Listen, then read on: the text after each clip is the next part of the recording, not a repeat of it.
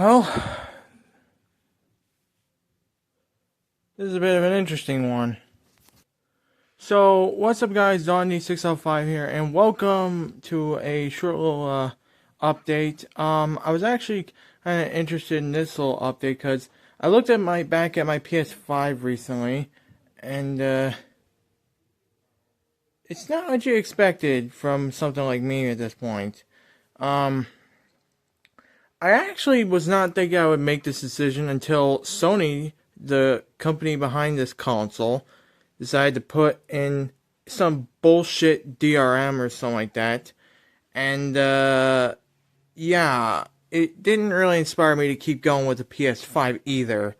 So, what I did was stop updating the PS5. And surprisingly enough, Modern Warfare actually said that, there was a new jailbreak for the PS5 up to 12.70, and that was the Patience 2 jailbreak. That was actually a kernel exploit for the PS5. Now, obviously, I don't know if my firmware is actually eligible, but it should be, because if you look at these numbers right here, if I can zoom in a little closer, well, I'm just going to walk up to it. These numbers right here, it says, right, these are the numbers we're focusing on. That says 12.70. The rest of them, I'm assuming, don't matter, but this is the number that we're looking at right here that's important. It says 12.70 or lower, and mine is on 12.70. So that means that my console is able to take this hack to the town, but I don't have the game for it, which is Star Wars Racer Revenge.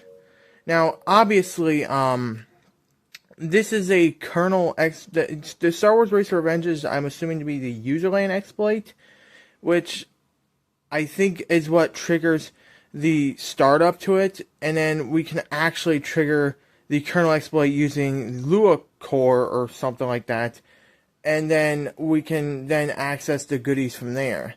Now, ignore the fact that I have Rec Room on here. I mean, this is before I stopped updating my console and everything. This is when I was still on PSN and stuff like that.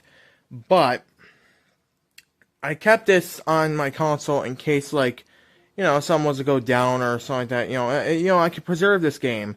And if I ever do need a jailbreak or something like that, if I have a jailbreak or something like that, maybe I could dump this game, as considering it's a retail copy, and then I can dump that as a fake package.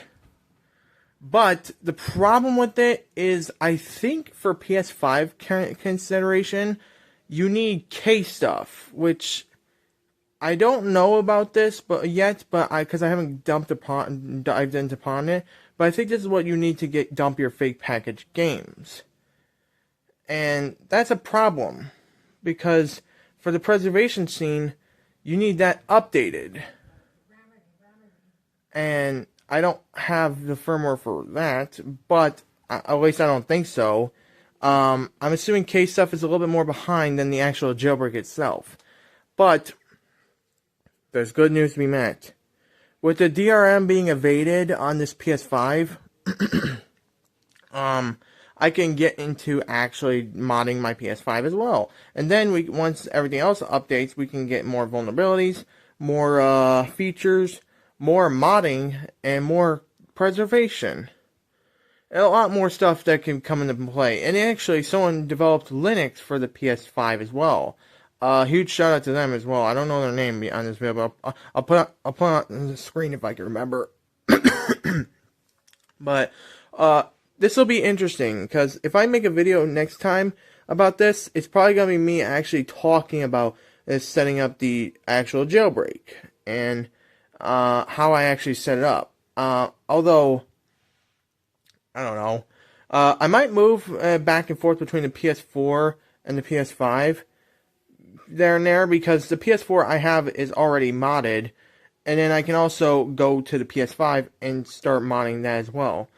But as for new console modding scenes, I don't think that is going to be going around anymore, because the PS5 is the only other console I haven't hacked yet. So, yeah, this is going to be a fun one.